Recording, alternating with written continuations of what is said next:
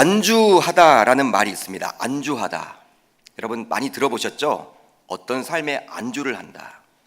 근데 이 안주하다란 말은 한 곳에 자리를 잡고 편안히 살다라는 의미를 가지고 있습니다.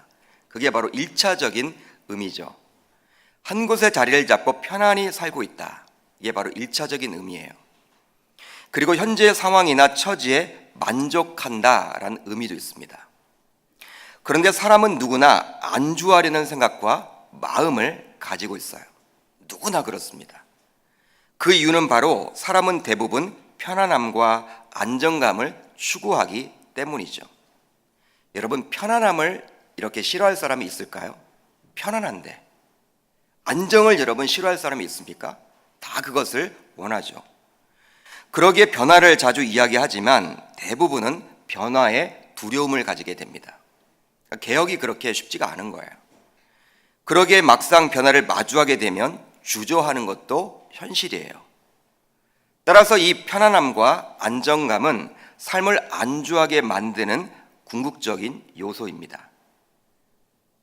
간단히 예를 들어보면 오랫동안 서 있을 때는요, 그냥 앉아 있는 것이 그냥 소원이에요. 그냥 앉아 있기만 해도 좋겠다. 여러분, 계속해서 서 있어서 근무를 하시는 분들이 있잖아요. 얼마나 힘들어요.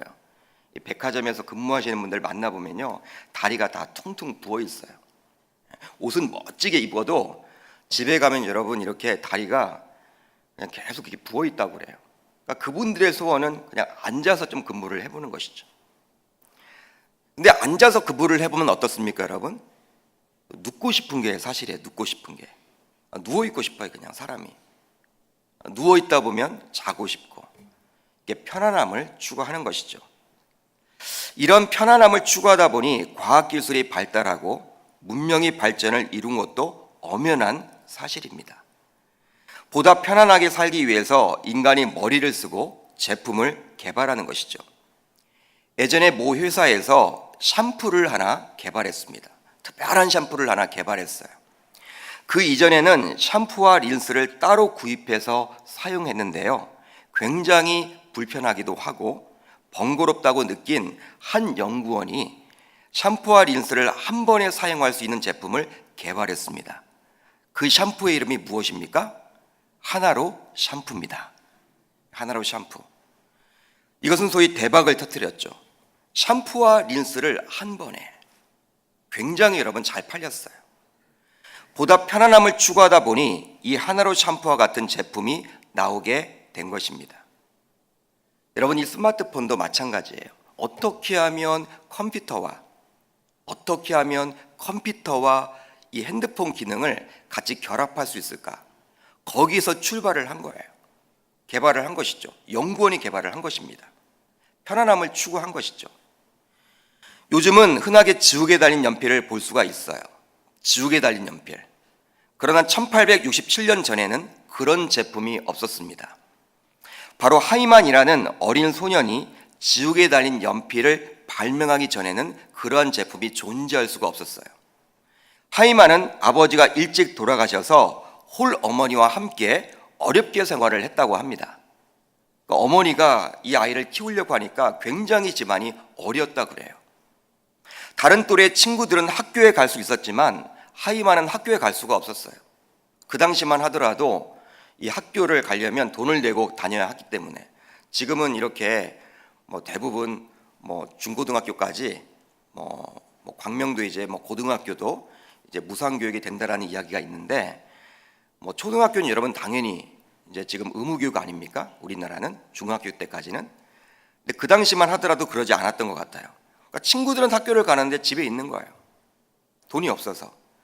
그러나 하이만은 손재주가 있어서 그림을 그려서 생계를 유지하곤 했는데요, 스케치를 하다가 항상 지우개를 찾느라 집중하지 못하는 거예요. 아마 우리도 여러분 경험이 있겠죠. 막 그림을 그리는데 좀 지우려고 하니까 지우개가 없는 거예요. 막 그거 찾다가 여러분 영감이 떠오르지도 않고 그냥 그래서 포기하는 경우들 많았을 텐데, 아마 하이만도 그랬던 것 같아요. 스케치를 하는데 자꾸 지우개 찾는데 시간을 많이 허비하는 거예요. 그런 자신의 모습을 보면서 좀 더 편하게 그림을 그리고 싶은 나머지 지우개와 연필이 같이 쓰면 주계를 잊어버리지 않고 좋은 그림을 빨리 그릴 수 있겠다 생각하게 되었다 그래요. 그 결과 지우개에 달린 연필을 발명하게 되었다고 합니다. 역시 편안함 때문에 그런 훌륭한 발명품이 나오게 된 것이죠. 바로 여러분 무엇입니까? 편안함이 주는 긍정적인 요소예요. 그러나 이런 편안함은 안주로까지 이어지므로 부정적인 영향을 끼치기도 합니다. 불과 90년대 초중반만 하더라도 카메라로 사진을 찍으면 모두 사진관에 가서 현상을 했어요.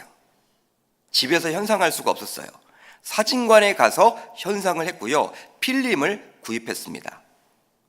여러분 지금 여러분들이 다 계속 다 아실 거예요. 90년대 초중반까지 그런 일이 벌어졌죠. 그런데 필름의 대명사는 무엇이었냐면 코닥 필름이었어요. 코닥 필름 다 들어보셨죠? 그리고 두 번째 필름이 무엇이었습니까? 후지 필름이었죠. 그런데 이 코닥 필름은 90년대 후반에 들어서면서 경영 위기를 겪게 되었고 결과적으로 회생 절차를 거쳐야만 했습니다. 망했습니다, 여러분. 그 회사가. 그 이유는 90년대 들어서 디지털 카메라가 대세가 되었기 때문에 그래요. 소위 디카 시대를 맞아 이젠 더 이상 필름이 필요 없는 시대가 되었어요. 예전에는 한번 찍으면 그냥 그걸 현상을 해야 되는데 지금은 디카로 찍고 나서 어떻게 합니까? 지워버려요. 그 자리에서. 우리 핸드폰에 다 기능이 있죠. 소위 디카 시대를 맞아 이제 더 이상 필름이 필요 없는 시대가 되었음에도 불구하고 코닥 필름의 경영진들은 변화를 싫어하고 그 필름에 안주를 했던 거예요. 그냥 현재 필름이 잘 팔리는데 굳이 변화를 줄 필요가 있을까 생각을 한 거예요. 그러다가 결국 시대 흐름을 읽지 못하고 망하게 되어버렸습니다. 물론 지금은 있습니다. 다른 기업이 인수를 해서 코닥 필름이 있긴 있지만 원래 여러분 코닥 필름이 망하게 되었다는 거예요. 그런데 놀라운 점은 디지털 카메라를 처음으로 개발한 자가 바로 코닥 필름 연구원이었다는 거예요. 코닥 필름 연구원이 1975년에 무려 디카 시대 디지털 카메라가 열리기 20년 전에 개발을 했습니다. 굉장하죠, 여러분. 그러니까 코닥이라는 회사가 굉장한 회사였던 거예요. 여러분 수십 년 동안 아주 여러분 최고의 연구원을 가지고 있었던 회사였던 거예요. 그러니까 20년 전에 디지털 카메라를 개발을 했잖아요. 75년에. 굉장하죠, 여러분. 그러나 필름 장사로 먹고 사는데 충분하다고 느꼈던 고위 임원진들이 그 연구원의 제안을 묵살해 버립니다. 뭐 이거 잘 팔리는데 그거 필요하냐? 필요 없다.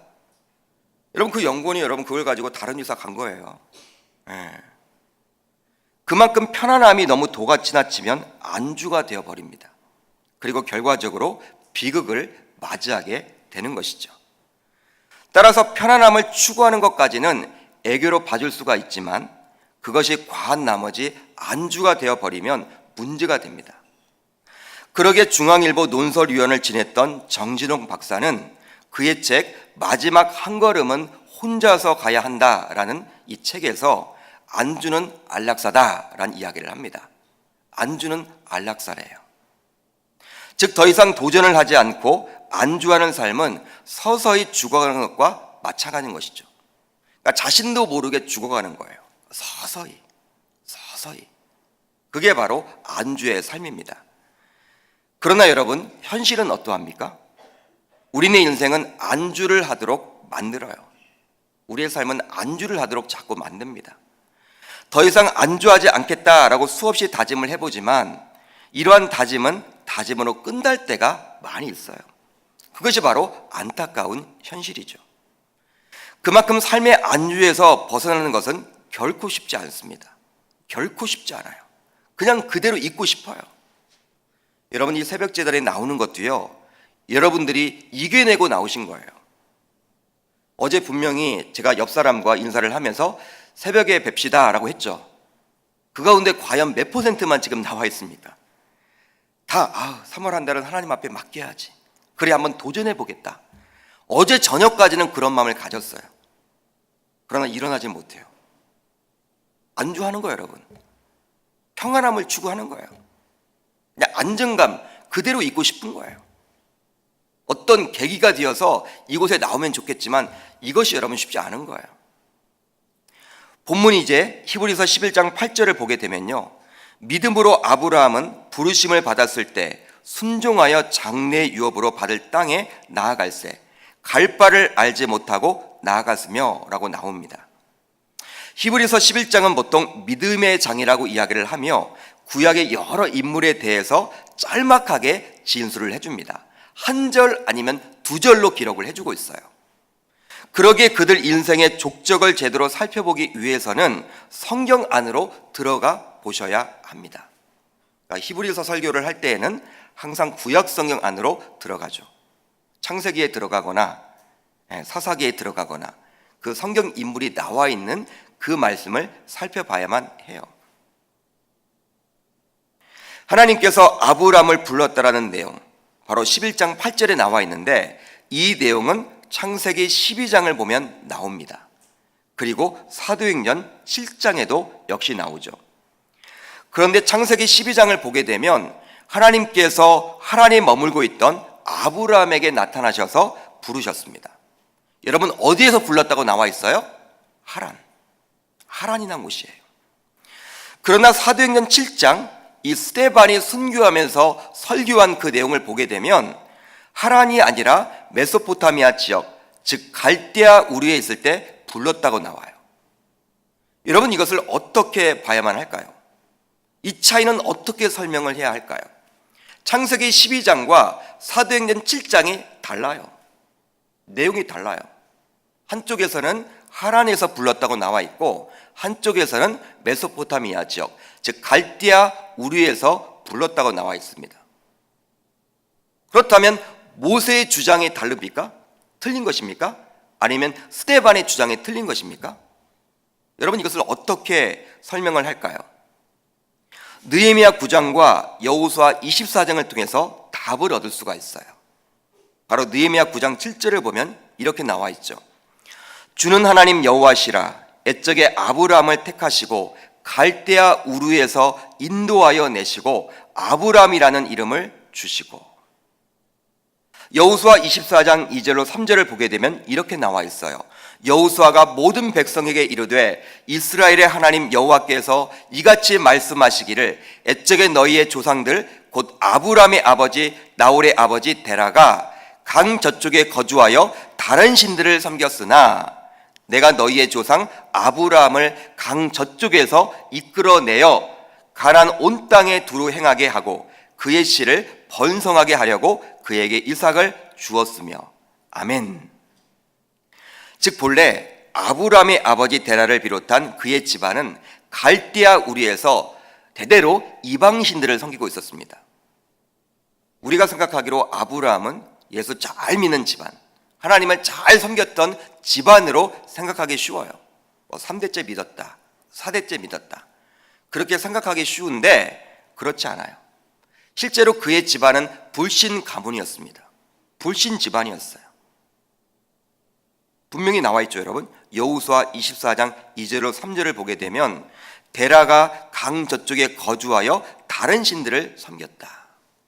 이방신을 섬겼습니다. 그러나 하나님께서는 자신의 주권하에 아브람을 선택해서 부릅니다. 그러니까 주권하에 부른 거예요. 아버지는 하나님을 섬기지 않고 이방신을 섬겼지만 하나님의 강권하심에 의해서 불렀다라는 거예요. 선택하셔서 불렀습니다. 그리고 가나안으로 가라고 이야기를 하죠. 가나안으로 가는 여정 가운데 하란 땅에서 아버지 데라는 죽고 말아요. 죽고 맙니다. 결국 그곳에서 아버지 데라의 장례를 치르게 되죠. 그러다가 그곳에 머물며 살게 되는 거예요. 아마도 아버지의 장례를 치루었기에 그곳에 아버지의 묘도 있어서 아브람의 입장에서는 자연스럽게 그곳에서 안주하며 살게 된 것입니다.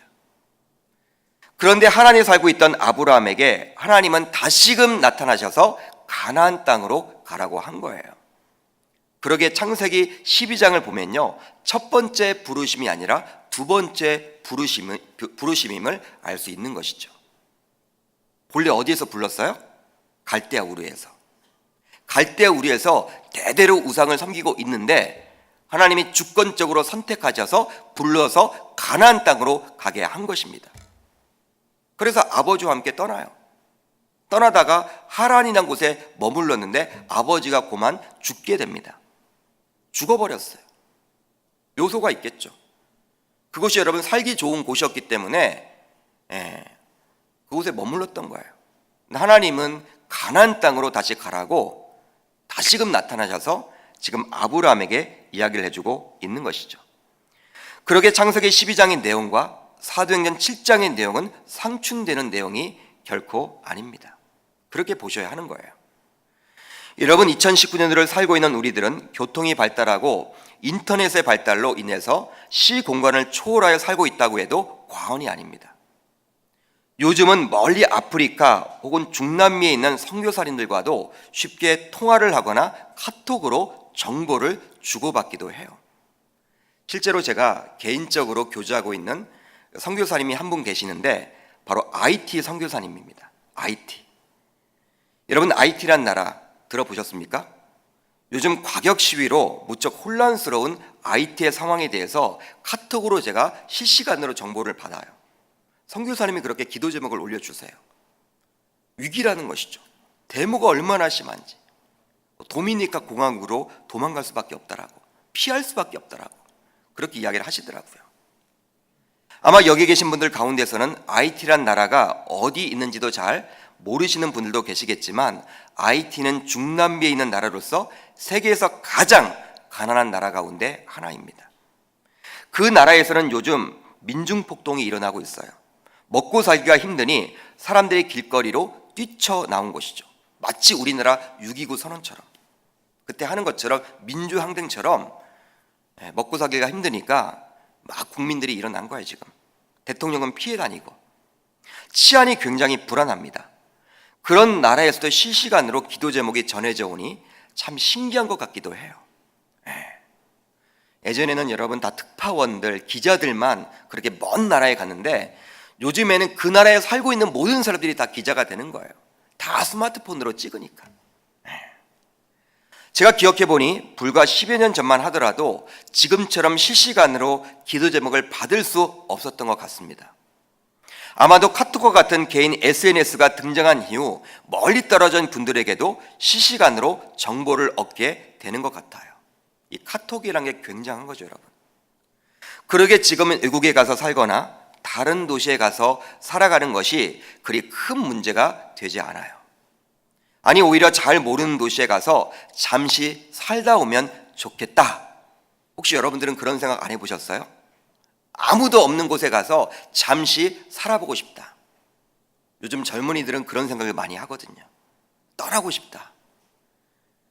그러게 요즘의 관점으로 보게 되면 아브라함이 하나님의 부르심을 받고 이주를 한다는 것에 대해서 그게 뭐 대수냐? 왜 하면 되지? 뭐 하나님이 가라고 하면 가면 되지. 그게 뭐 대수냐? 그렇게 생각하기도 쉬워요. 그러나 지금으로부터 수천 년 전입니다. 따라서 지금의 관점으로 아브라함의 처지를 보시 마시기를 바라요. 우리들의 관점으로 아브라함의 처지를 보지 마시기를 바랍니다. 그렇다면 무엇이 아브라함을 하란에서 안주하도록 만들었을까요? 여러분, 창세기를 보면 여러분 나와 있죠? 무엇이 그로 하여금 계속해서 하란에 머물도록 했을까요? 떠나기를 싫어하도록 했을까요? 바로 먹고 살아야 하는 현실적인 문제 때문입니다. 창세기 12장 1절 중반절을 보면 이렇게 나와 있죠. 우리 한번 자막을 통해서 같이 읽어봅니다. 시작. 아멘. 너는 너의 고향과 친척과 아버지의 집을 떠나라고 나와 있어요. 당시에는 족장 시대였고 시족 사회였습니다. 그러게 지금과 같이 쉽게 이동할 수 없는 형편이었어요.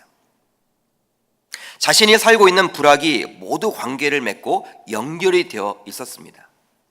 실제로 당시에는 어떻게 먹고 살았을까요? 여러분, 무엇으로 먹고 살았을까요? 우리처럼 회사를 다녔을까요? 사업을 했을까요?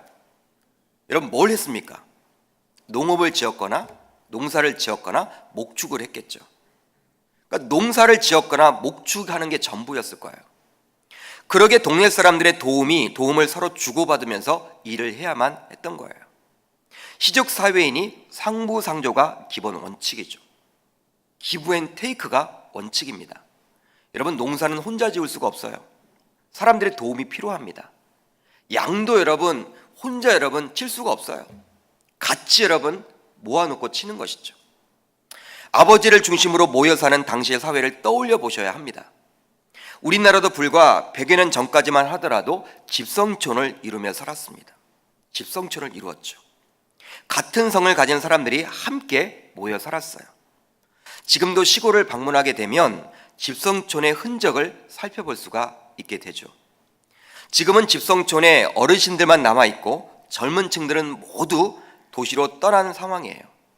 그러나 불과 100여 년 전만 하더라도 그 동네의 어린 아이들부터 젊은 층, 중, 장년, 노년층까지 함께 모여 살았습니다.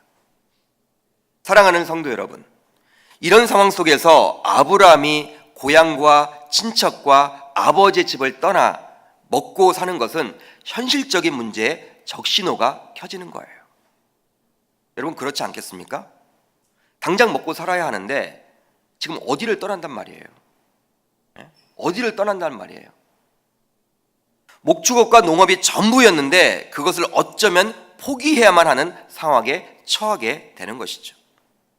단순하게 결정할 것이 아닙니다, 여러분. 그러게 아무리 하나님의 말씀하신다 할지라도 아브라함의 입장에서는 결코 쉽게 결정을 내릴 형편이 아니었다라는 거예요. 우리도 먹고 사는 것 때문에 신앙생활을 제대로 못할 때가 많이 있지 않습니까? 먹고 사는 것 때문에 신앙생활에 마이너스가 된다는 사실을 알면서도 쉽게 결단을 내리지 못하는 경우도 많지 않습니까, 여러분? 하루에도 수십 번 사표를 내겠다고 하면서도 막상 그러지 못하고 계속 반복해서 후회되는 삶을 살기도 하는 것이 현실이죠. 이 먹고 사는 문제가 그만큼 쉽지 않은 거예요. 즉 그냥 안주하며 살게 되는 것이죠. 다음으로 불확실한 상황 때문입니다. 불확실한 상황 때문이다. 창세기 12장 1절 하반절을 보면 어떻게 나와 있습니까? 우리가 한번 자막을 한번 같이 읽어보겠습니다. 시작. 아멘. 하나님께서는 하나님 머물고 있었던 아브라함에게 다시 나타나셔서 보여줄 땅으로 가라고 이야기를 합니다. 보여줄 땅으로 가라. 보여줄 땅으로 가라. 보여준 땅이 아니라 보여줄 땅으로 가라. 보여준 땅은 이미 약속한 땅, 경험한 땅을 말해요. 한마디로 가본 땅을 말하는 것이죠. 자신이 경험한 땅을 말하는 거예요. 그러나 보여줄 땅은 아직 익숙하지 않은 땅, 한 번도 경험해 보지 않은 땅을 말하는 거예요. 즉 가보지 않은 땅을 이야기합니다. 사람이란 게 자신이 경험한 것에는 자신감을 가집니다. 자신감을 가져요. 즉 용기가 생긴다고 해야 될까요? 해보았다라는 것이죠. 해봤다라는 거예요. 그러나 경험하지 않은 일을 시도하기에는 굉장히 불안합니다. 어떻게 될지 모르기 때문이죠. 군생활 잘 하시는 분들을 보게 되면요, 2번 군대를 가신 분들이 있잖아요. 2번 군대를. 이렇게 부사관들 가운데서도 제가 이렇게 군복무할 때 부사관으로 오신 분이 있었는데 이분은 병장 전역을 하시고 나중에 또 그 당시 하사관이었습니다. 하사관 시험을 봐서 오셨어요. 너 얼마나 여러분 잘하는지, 이 중사분이었는데 이 병장의 마음을 얼마나 잘 아는지, 본인이 병장을 해봤기 때문에. 여러분 병장들이 여러분 그분 말을 안 들을 수가 없는 거예요. 그분이 여러분 너무나 잘하니까, 다 돌아가는 걸 아니까 경험을 해봤다라는 것이죠. 우리가 자동차를 운전할 때도 마찬가지예요. 초행길은 항상 긴장할 수밖에 없습니다. 긴장밖에 못해요. 조심에 조심을 기울일 수밖에 없죠. 그러나 몇 번 다녀본 길은요, 그냥 자연스럽게 운전하게 됩니다. 그만큼 경험한 것과 경험하지 않은 것은 완전히 다른 거예요. 사랑하는 성도 여러분, 하나님께서는 아브라함에게 떠나라고 하시면서 어디로 가야 할지 분명하게 말해주지 않았습니다. 보여줄 땅이에요. 보여준 땅이 아니라 보여줄 땅이에요. 그러니 아브라함의 입장에서는 불확실성을 가지고 떠날 수밖에 없어요. 보통 남자들은요, 이성적인 사고를 가지고 있잖아요. 대부분 돌다리도 두드려 보잖아요. 여성분들은 감성적인 분들이 많고, 이 남성분들은 이성적인 분들이 많아요. 자신의 머리가 이해가 돼야지만 움직여지잖아요. 여러분 그렇지 않습니까? 근데 아브라함에게 하나님께서 지금 이 불확실함을 지금 보여주고 있어요. 보여준 땅이 아니에요, 여러분. 보여줄 땅에 가라는 거예요. 이것은 마치 집을 구입하려고 하는데 정확한 자금 계획을 세우지 않고 하는 것과 마찬가지라고 보시면 됩니다. 앞이 보이지 않는 상황, 즉 불확실함이 있는 것이죠. 이렇게 아브라함의 입장에서 보게 되면 먹고 살아야 하는 현실적인 문제와 불확실한 상황 때문에 안주할 수밖에 없었습니다. 여러분 그러지 않겠습니까? 저라도 그럴 것 같아요. 쉽지 않을 것 같아요. 그러나 아브라함은 다음과 같이 행동을 하게 되죠. 창세기 12장 4절 상반절을 보면 어떻게 나와 있습니까? 우리 한번 자막을 통해서 같이 읽어봅니다. 시작. 아브라함이 여호와의 말씀을 따라갔고. 아멘. 아브라함이 여호와의 말씀을 따라갔고, 즉 하나님의 말씀을 준행하게 됩니다. 순종하게 됩니다. 여러분 한번 생각을 해보세요. 아무리 하나님의 말씀이라 하더라도 어떻게 이렇게 순종하며 따를 수가 있는 것입니까? 여러분 이게 과연 쉬운 일이에요? 2019년도를 살고 있는 저와 여러분들의 입장에서도 이게 과연 쉬운 일입니까? 이것은 결코 쉽지 않죠. 결코 쉬운 일이 아니에요. 바로 무엇 때문에 가능했을까요? 무엇이 아브라함으로 하여금 삶의 안주를 이겨내도록 했을까요? 이 하란이란 곳은 아버지의 묘소가 있는 곳이고 또 이미 잘 먹고 잘 살 수 있는 곳입니다. 평탄하게 3대째 먹고 살 수 있는 곳이에요. 물질로 고통스러운 곳이 아니에요. 비옥한 땅이었어요. 또 아는 사람들이 많이 모여 있습니다. 떠나왔기 때문에 많이들. 그곳을 여러분 떠나서 어디를 간단 말입니까? 쉽지 않잖아요, 여러분. 당장 먹고 살아야 되는데. 우리 주님이 한 번 보여준 땅도 아니에요, 여러분. 보여줄 땅에 가라는 거예요. 도박을 하라는 거예요, 여러분. 도박을. 삶의 도박을 한번 던지라는 거예요. 여러분 무엇 때문에 이걸 하라는 거예요? 무엇이 여러분 이렇게 가능하게 만듭니까? 근데 아브라함은 했는데 순종을 했잖아요, 분명히. 근데 무엇 때문에 하게 만들었습니까? 바로 믿음입니다. 하나님을 향한 믿음이죠. 히브리서 11장 8절을 보면 알 수 있어요. 우리 한번 같이 읽어보도록 합니다. 시작. 믿음으로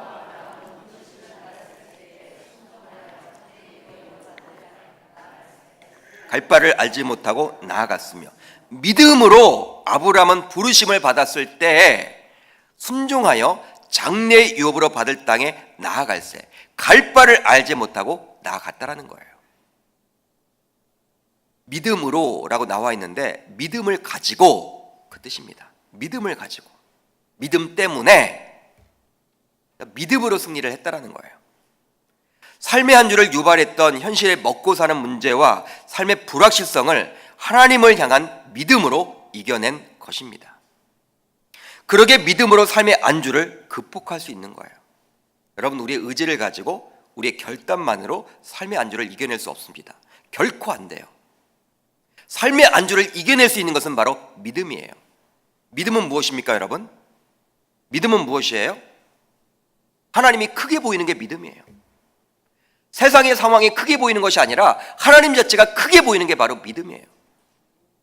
여러분 운전면허 학원에 가서 운전면허를 여러분 취득할 때 여러분 선이 있죠? 자동차를 몰고 갈 때 그 선이 있잖아요. 여러분 내 자동차가 여러분 더 선보다도, 내가 가야 될 여러분 그 라인보다도 내 자동차가, 내가 타 있는데 내 자동차가 더 크게 보이면 그날은 불합격이에요. 그렇지만 내가 여러분 자동차를 타고 있는데, 큰 자동차 안에 타 있는데 이 앞에 있는 이 라인이, 이 선이 크게 보이면요, 그날은 합격이에요. 신기하더라고요. 그러니까 하나님이 더 크게 보이는 거예요. 세상의 여러분 상황, 환경, 여러 가지 여러분 나를 안주하게 만드는 그런 조건들이 크게 보이는 것이 아니라 하나님이 크게 보이면요, 그분께 모든 것들을 맡겨드릴 수가 있는 것이죠. 그게 바로 믿음이란 거예요. 근데 그 믿음이 있었던 거예요. 아브라함은 보통의 믿음이 아니죠, 여러분. 그렇기 때문에 그에게 믿음의 조상이라고 이야기를 하고 있는 거예요. 여러분 창세기를 쭉 읽어보면요, 나중에 100세에 낳은 아들 이삭을 16년 정도 지났을 때, 여러분 낳는 정도 있지만 키우는 정도 있잖아요, 자녀를. 여러분 낳았을 때 바로 바치라고 안 했어, 하나님은. 그때는 여러분 어쩌면 바칠 수도 있을지도 모르겠어. 그때도 귀하지만 16년 정도 지났을 때 여러분 얼마나 여러분 이뻐요. 중학교 정도 여러분 됐을 때 하나님이 갑자기 나타나셔서 번제물로 바치래요. 이 키운 정이 있는데, 그때도 여러분 아브라함이 믿음으로 이겨낸 것이죠. 믿음으로 바칠 수가 있었던 것이죠. 그러니까 여러분 믿음이 중요한 거예요. 믿음이. 그렇다면 나는 과연 아브라함이 가진 믿음을 가지고 있습니까? 가지고 있다면 우리도 안주하고 싶은 환경 속에 노출되더라도 우리는 넉넉하게 이겨낼 줄 믿습니다. 안주는 안락사라는 말이 맞죠. 그러기에 그냥 현실에 안주하지 마세요. 현실에 안주하지 마세요. 내 신앙생활 이대로 뭐 하다가 천국 가면 된다, 여기에 안주하지 마세요. 하나님께서 계명교회 보내신 목적이 있고, 저와 여러분들 만나도록 한 목적이 있고, 분명히 이 교회가 바로 나아가야 될 목적이 있다는 거예요. 여러분 많은 교회 가운데 하나님께서 우리 계명교회 보내신 목적이 있을 거 아니에요. 또 금년도 여러분 표어가 무엇입니까? 하나님을 기쁘시게 하는 예배자. 예배자가 되려면 우리에게 무엇이 요구될까요? 바로 믿음이란 것이죠. 여러분 만족하지 마세요. 안주하지 마세요. 신앙생활도 마찬가지예요, 여러분. 뭐 내가 일주일에 한 번 새벽 예배 나가겠다, 뭐 주일 성수하고 11조 드리고 또 전도하고 뭐 목사님 말씀 순종하고 교회 프로그램 잘하고 또 사역 정도 하면 되지. 여러분 진보가 있어야 되는 거예요. 믿음의 진보가. 작년과는 금년이 나아야 하고, 금년보다 내년이 더 좋아져야 해요. 어제보다 나은 오늘, 오늘보다 나은 내일이 되어야 하는 거예요. 그런 인생을 살아갈 수 있기를 주의 이름으로 축복합니다. 바로 믿음을 가짐으로 말이죠.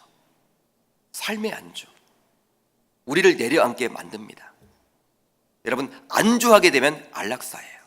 꼭 기억하셔서, 이 아브라함이 쉽지 않았겠죠. 우리 주님이 부르심에 순종했다라는 그 자체는 쉽지 않았습니다. 그렇지만 그가 안주하지 않고 나아갈 수 있는 그 비법은 바로 믿음에 있었다는 거예요. 하나님을 더 크게 볼 수 있기를 바랍니다. 하나님이 더 크게 보일 수 있기를 바랍니다. 세상보다도 하나님이 더 크게 보인다면 그 믿음이 커지는 거예요. 예전에 어르신들 보게 되면 참 여러분 귀하잖아요. 여기 어르신들도 많이 앉아 계시지만 우리 젊은 층들이 여러분 항상 우리 어르신들, 이 믿음은 여러분 되게 우리가 본받아야 되잖아요. 저도 우리 할머님 다 이미 돌아가셨지만, 천국에 가셨지만 그 신앙이 여러분 얼마나 좋았습니까? 지금 보면 뭐 할머님이 바이블 칼리지를 했겠습니까? 뭐 성경 파노라마를 했겠습니까? 뭘 했겠어요? 근데 여러분 그 할머님의 믿음, 그 하나님이 여러분 더 크게 보이신 거예요. 여러분 그러한 순수한 믿음이 우리에게 있어야 되지 않나 저는 생각을 합니다. 우리 계명 공동체가 그런 믿음을 가지고 나아간다면 어떤 상황 속에서도 삶의 안주가 아닌 믿음으로 승리를 거두게 되리라 저는 믿습니다. 한번 따라합니다. 믿음으로 삶의 안주를 극복하라. 극복하게 될 줄 주님의 이름으로 축복합니다.